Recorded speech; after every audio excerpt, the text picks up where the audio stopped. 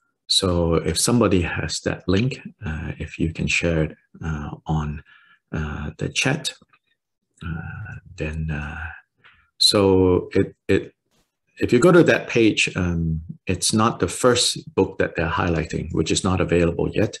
It's the second book. And there's a drop-down menu where you can choose ebook. It costs €7. It looks like you have to pay shipping, but you don't. You can just continue filling in all the information you need. Then after you pay everything and click, it's not automated. They say they will send you the link in 2-3 days. Then the link will turn up, then you can go download. And so that will be a quick way to get this book, you know. The physical book I have to say, it's hard to buy books from Germany. It's not so easy, and shipping is also expensive. Anywhere, you know, shipping in the world, one book like this, it's expensive. But this is a very special book. It's a collection of 30 teachings that Jigten Sumgön gave over the course of 30 days to a big group of disciples. That's why it's called Teachings to the Assembly.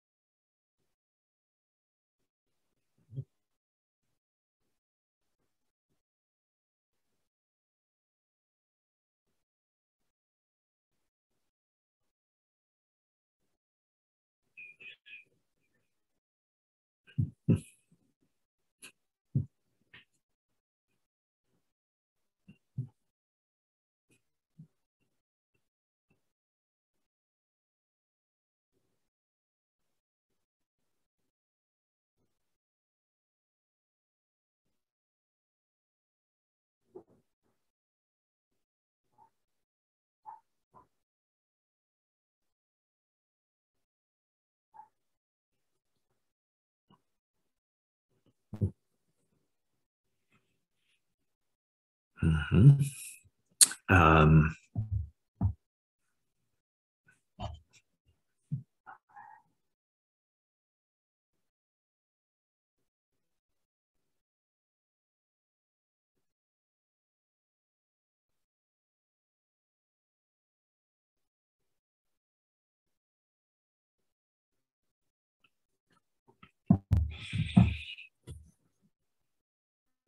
So also to plant a seed, yes, this is only in English. There's no, probably there's German, if you read German.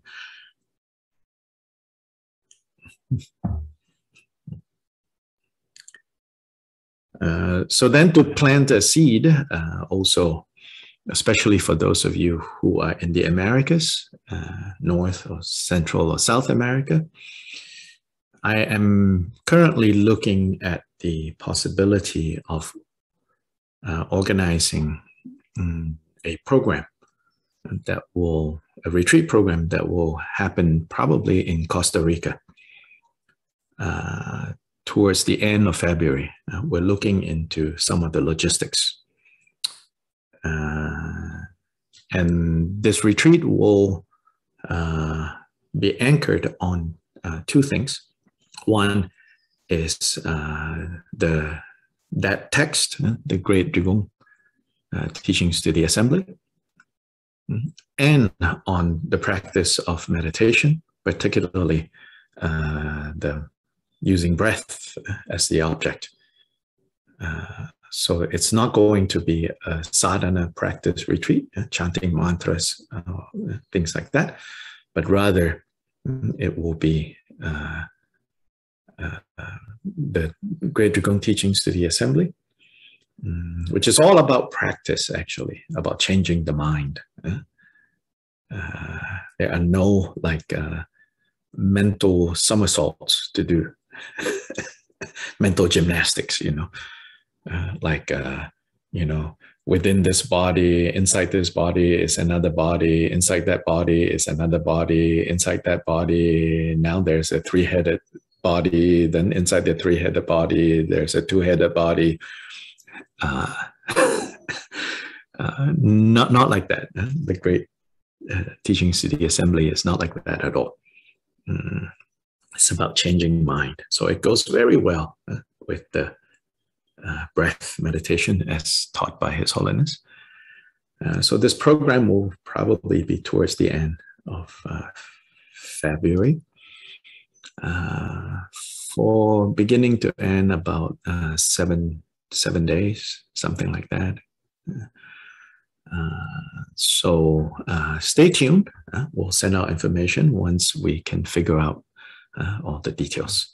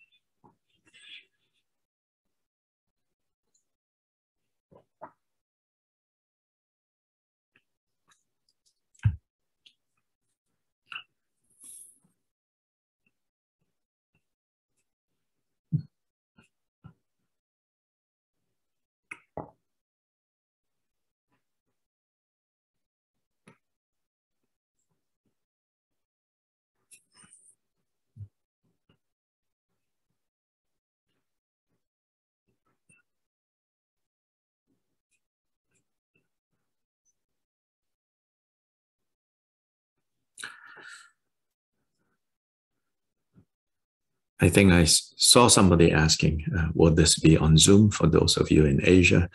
No, it will wreck your sleep. We are on opposite time zones.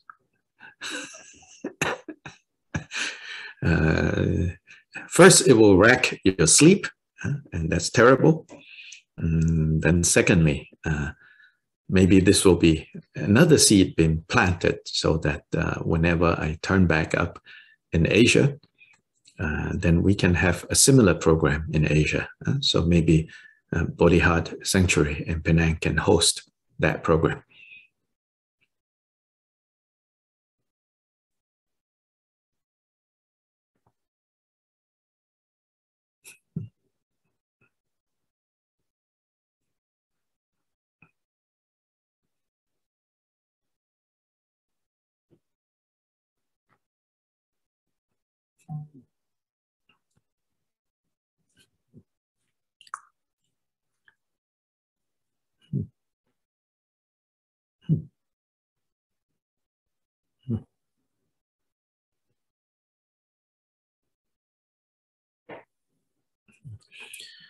And so I have this aspiration, or maybe more ordinary word, fantasy, of going through the entire collection of the great Drigong teachings to the assembly.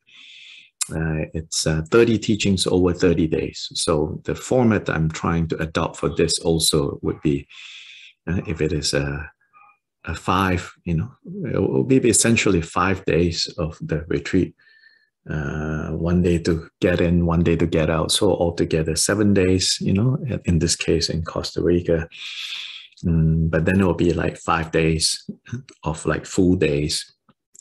Then it will be like, maybe the first 5 teachings in there. They're not long at all, but then they are not to be rushed through as if you're reading a book, gathering information. It's all about training the mind, changing our attitude. So even the teachings are not going to be 3 of this, each of them has 2 parts to it, that sort of teaching is not like that.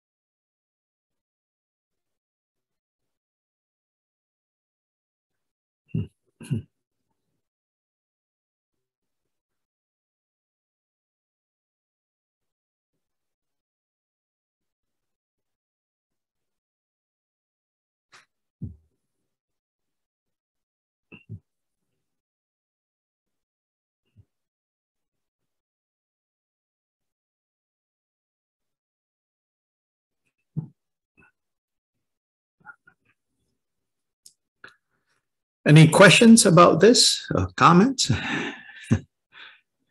And then beyond this, about what we covered so far?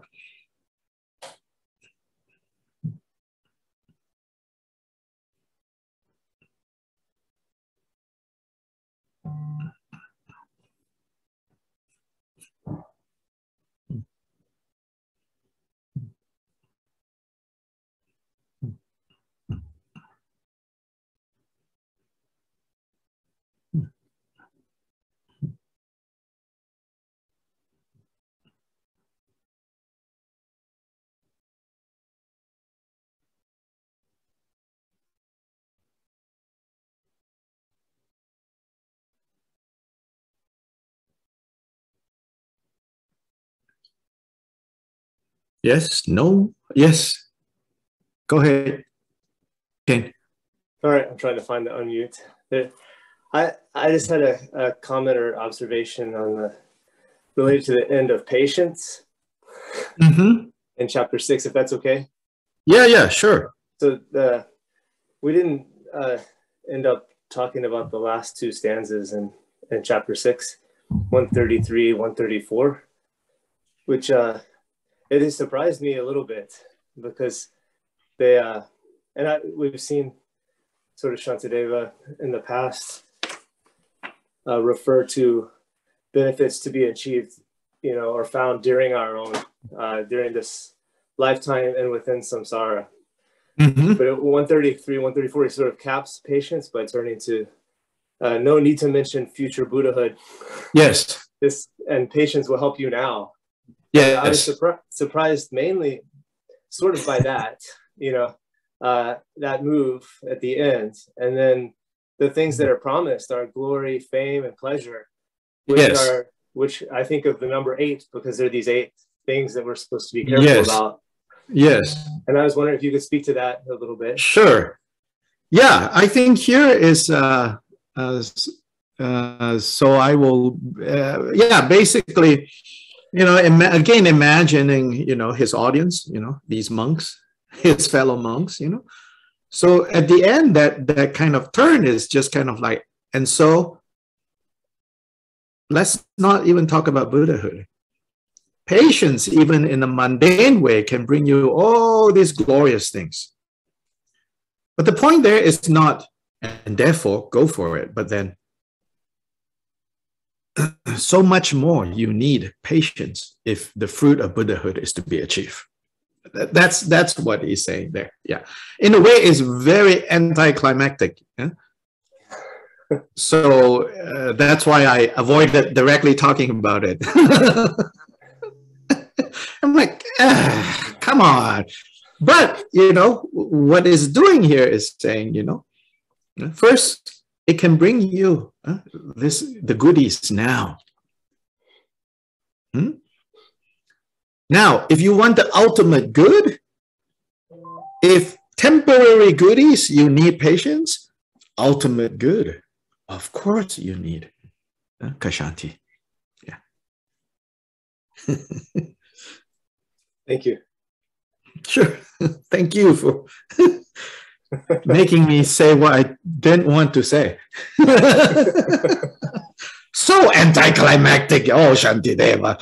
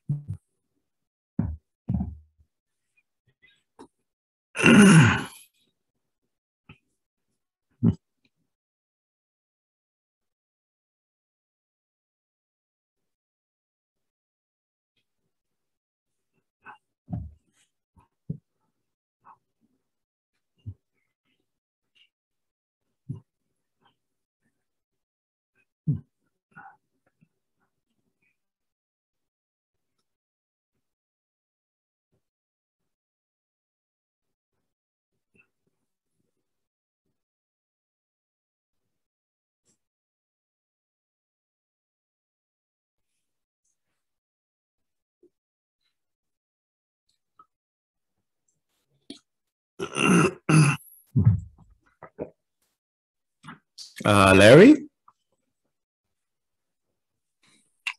Thank you, Dr. Lai. Mm-hmm. The verse on remorse, that when death approaches, often we are beset with regret and remorse of the things we've done. Yes. And there's no time to cleanse ourselves of those things that we've done in the past. Yes, those burdens. Mm-hmm. Yes. So my question, I have a few things where I have not really been able to find the person, or the person is no longer with us. Mm-hmm. And I feel that I've could have done better with those people. Mm-hmm. So my question is, if you could just review quickly, what can we do to cleanse ourselves of regret when the party that we wronged is no longer accessible to us? Yes, right. So go ahead and translate the question. Thank you for that question.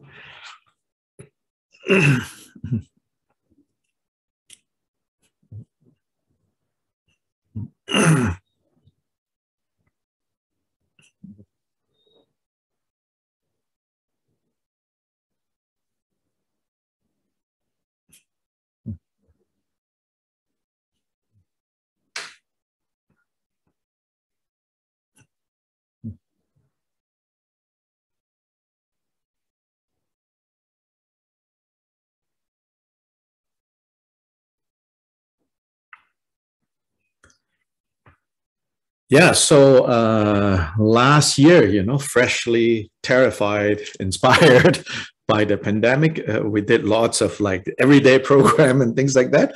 So one of the programs we did was the extensive 35 Buddhist purification compassion practice. So just as a reminder for those of you who want to review. And there, we talked quite a bit about this point. And I made the point of how in this purification practice, in the cleansing, purification practice, in the Buddhist kind of purification practice, there is no explicit emphasis on what we call restitution.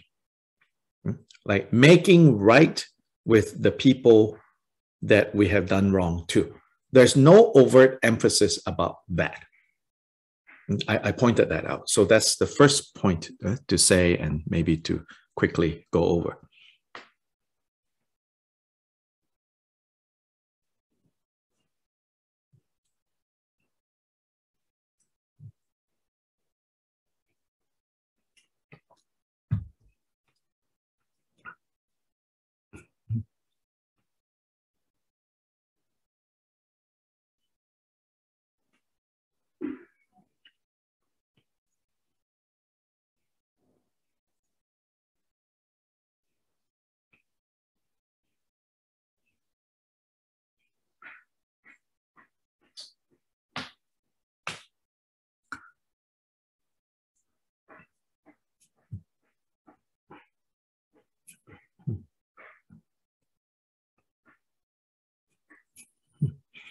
The only place that I know of where overt instructions are given to make restitutions, to pay back directly, is with regards to your lapses that you might have done towards your gurus. So there are some instructions like that that say, and in case the guru has passed away, then if the guru is a householder, then you go to the guru's whoever their family that they've left behind, and you make restitution there. And if the guru is not a householder, then you go to his or her immediate successors, disciples, and you make restitution there. But otherwise, again, there is no direct instructions for restitution, which is not to say that you should not. To whatever degree you can, you should. But the fact that it doesn't, whenever it talks about the 4 powers, like how to purify, in those 4 powers, remember, right? Nowhere in the 4 powers does it say restitution. Yeah, it under remedy. So of the 4 powers, the power of remedy. The power of remedy, it doesn't explicitly say restitution. The power of remedy is related to developing clarity with regards to how unskillful that action is, and understanding more and more all the implications of the kind of dukkha that kind of action has created, and then giving rise to regret, right? So this is the power of regret, right? So power of regret, not remedy, sorry, just take that out. A power of regret, right? Seeing regret, then resolve, the power of resolve, resolving, I shall not do this again. Then the remedy part is where instead of talking about restitution directly, it talks about doing the meditations to cleanse the burden from you.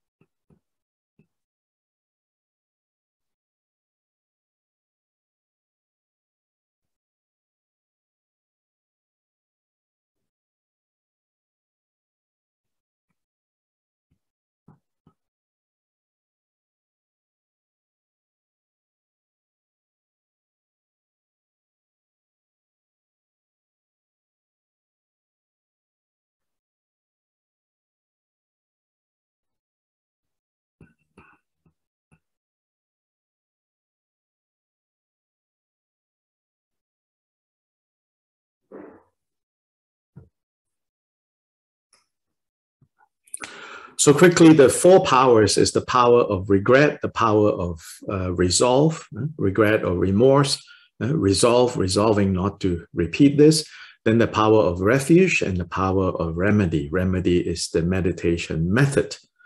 Usually it's Vajrasattva, 35 Buddhas, or whatever meditation practice that we can do to put down this burden. So these are the 4 powers. So restitution will be part of the remedy part, even though it's not explicitly mentioned. So if it's possible to right the wrong, then it's a good thing to do, because it is part of our ability to put it down, especially because we really think, you know, we should right the wrong. So part of putting this down, unburdening, is to do the restitution that we can do. Now, practically speaking, if that restitution is no longer possible, then what you can do is find a way to right that wrong, even if it is not directly, indirectly. Yeah. So using a very superficial example, you have deprived someone of food, right? I mean, this is very kind of superficial, silly. You deprive someone of food, maybe even causing like their death or bad health. Now you want the restitution, but the person has already passed on. So what you do, you offer food to others and dedicate the merit of that to the person that you wronged. So find a similar kind of set of circumstance, even if the individuals involved are no longer available, but do that virtue, dedicate that to them.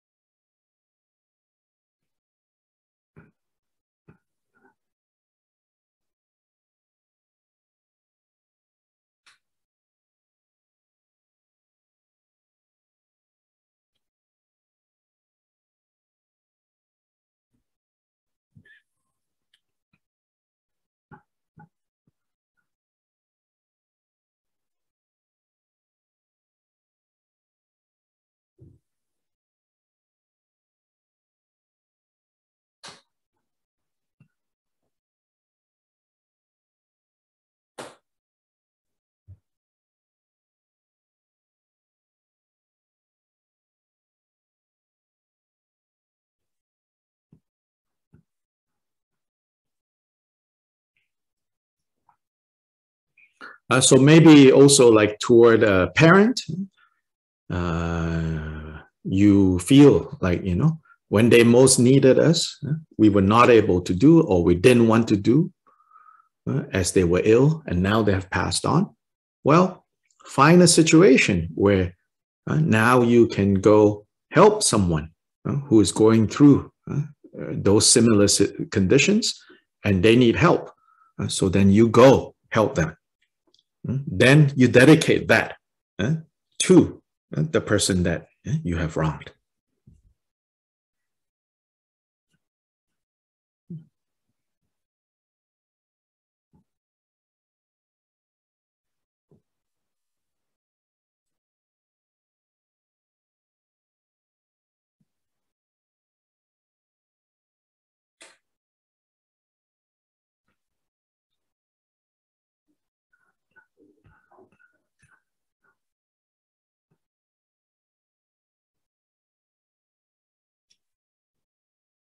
A pet that you have not been good to, or you feel like you let them down, you know, that passed on.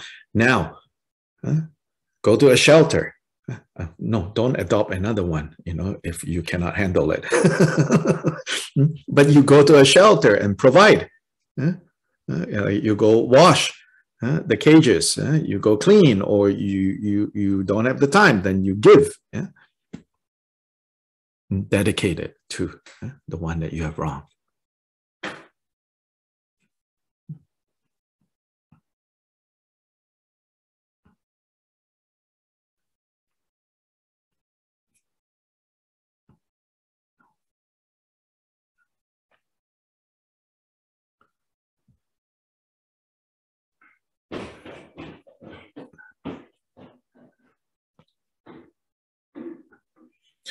And even if the person that you have wronged is available, still around, but you know that things are such that if you get anywhere close to that person, it will trigger, right? The whole set of circumstance of suffering and confusion will come right back up for you, for them.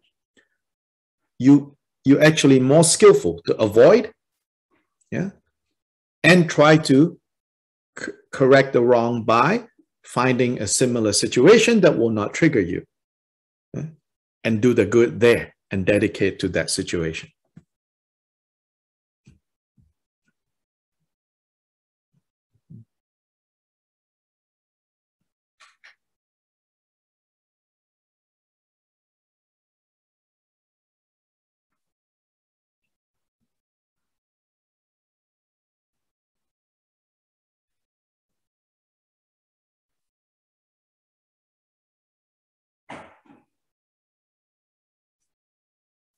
Do things anonymously for that direct situation. If they're still around, still available, but if you directly go do anything, it will trigger them, then you do good for them anonymously. That's another way. And dedicate for the purification of that situation.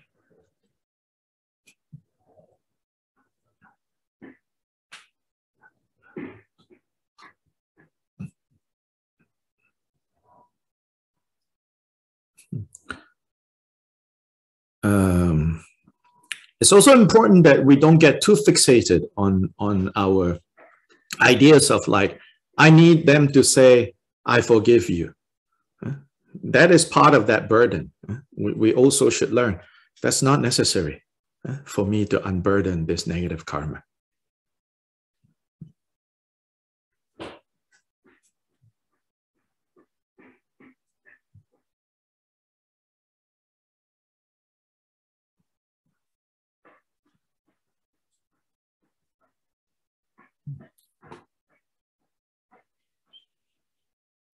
Yeah, hopefully that's helpful.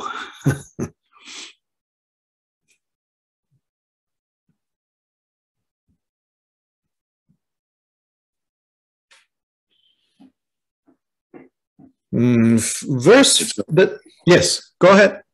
It's helpful, thank you. Okay, good. The next section is short, is 2 verses, 15, 16. So 15 and 16 is to counteract the laziness that is expressed in not just idleness, which is the first kind, the normal kind of laziness. The second kind of laziness is actually because you're lazy to practice the virtuous dharma, you are diligent in practicing non-virtuous things. That's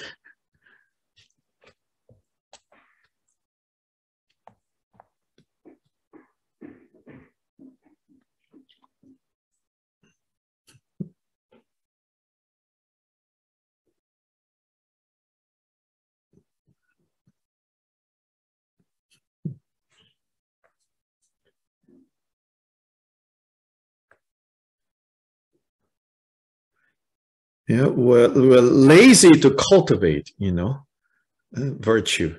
So we to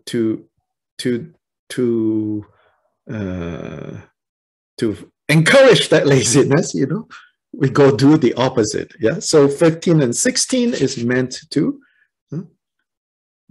tell us how to counteract that second type of laziness. So the two verses are, you turn your back upon the sacred doctrine, the Dharma, supreme joy and boundless source of bliss. Why delight in mere excitement, in distractions that will cause you misery? Do not be downcast, but marshal all your powers. Make an effort. Be the master of yourself. Practice the equality of self and other. Practice the exchange of self and other.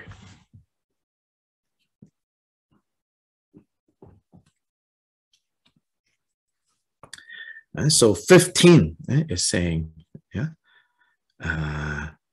so, we're lazy because we don't want to practice virtue. So instead, we go get distracted by kind of useless pleasures, fleeting pleasures that will not deliver the real satisfaction that we're looking for. So that's talking about the cause side of things. So 15, you can say, is describing how it happens. So we turn the back upon the Dharma. We turn the back towards the Dharma. And instead, we become very busy occupying ourselves with other things. And thinking that these other things can bring meaning and happiness.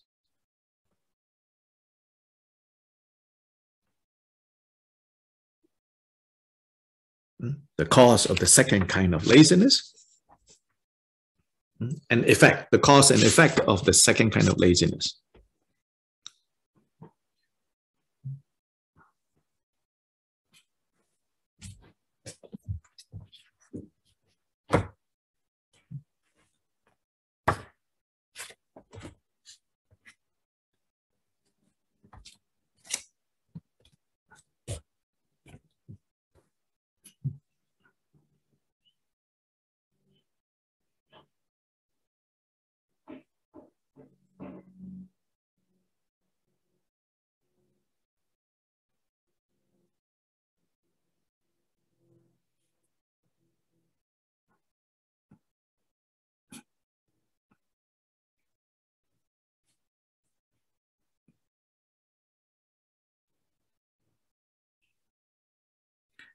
And 16 is the antidote.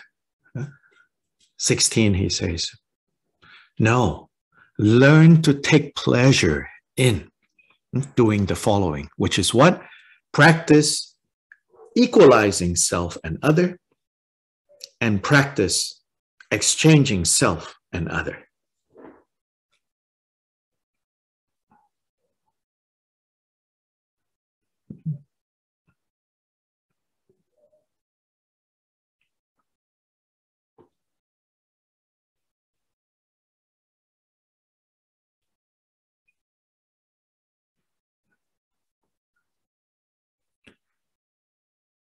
And this is how you become the master of yourself, which in verse 16, the first part, it says, in the translation I have here, it says, make an effort, be the master of yourself. That means don't let, these useless distractions become the master. You need to become the master of yourself. Do not be downcast. Put in great effort, joyful effort to be the master of yourself. Yeah. So this is like, you could say, the result. What is the cause? How can you get there? By practicing equalizing yourself with other as the first step.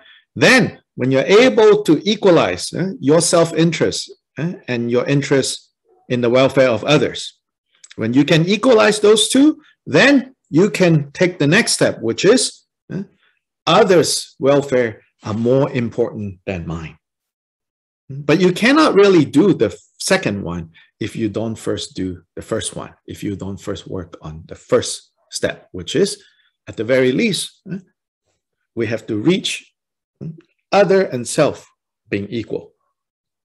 Right now, self is more important than other. But now, no. Start to equalize self and other. Then, the next step, other more important than self.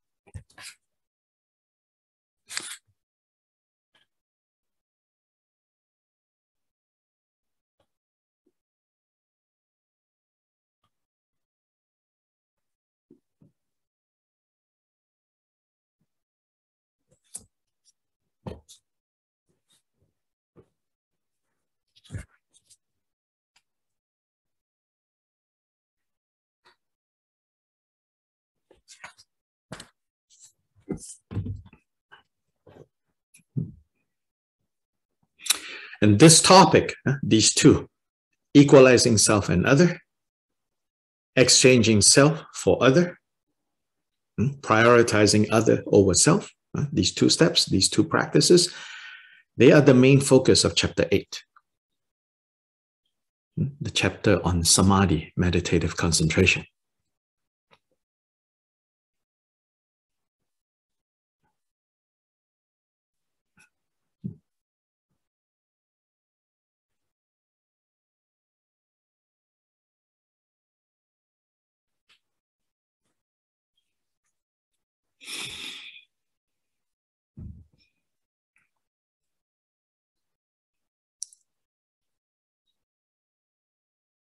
Chapter 8 consists of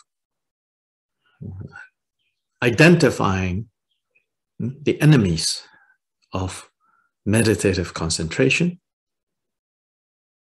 which is distraction. So one big chunk of chapter 8 is that. The other big chunk of chapter 8 is, and then when we say practice Samadhi, meditative concentration, what kind of Samadhi are we talking about? It's this one. Equalizing self with other.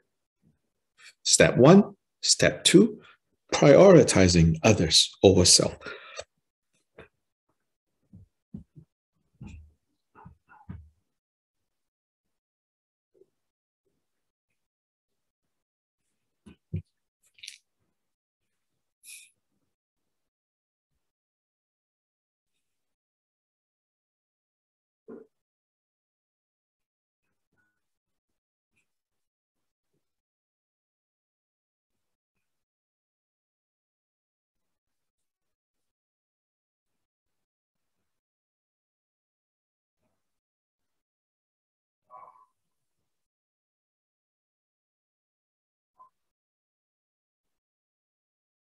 Which is, in other words, the practice of bodhicitta.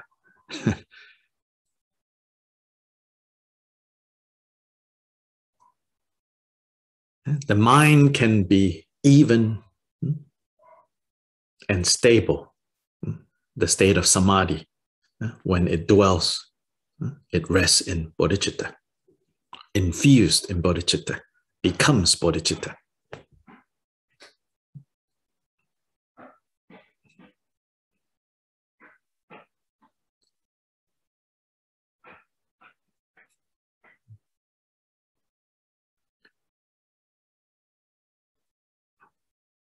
And there are many different types of samadhis that you can strive for the mind to rest in so many different things, so many different virtues. But in this text, for Shantideva, the ultimate virtue is the virtue of bodhicitta, So that's chapter 8.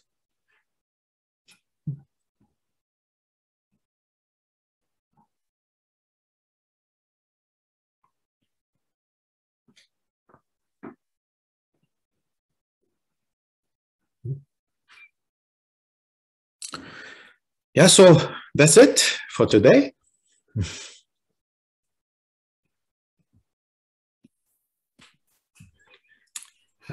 We meet again on Saturday. Yeah? And for those of you who are participating in the Anapanasati, on Thursday evening, which is Friday morning for Asia.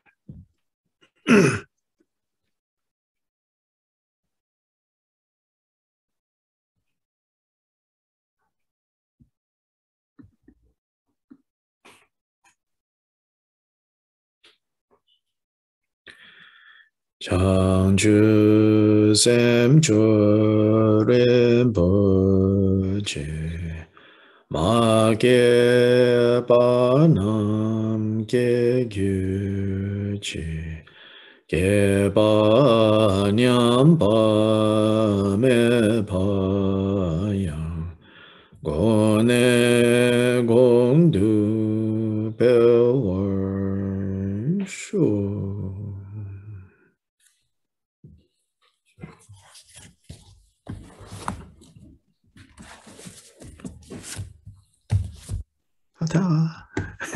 Gracias, Dr. Lee. Thank you.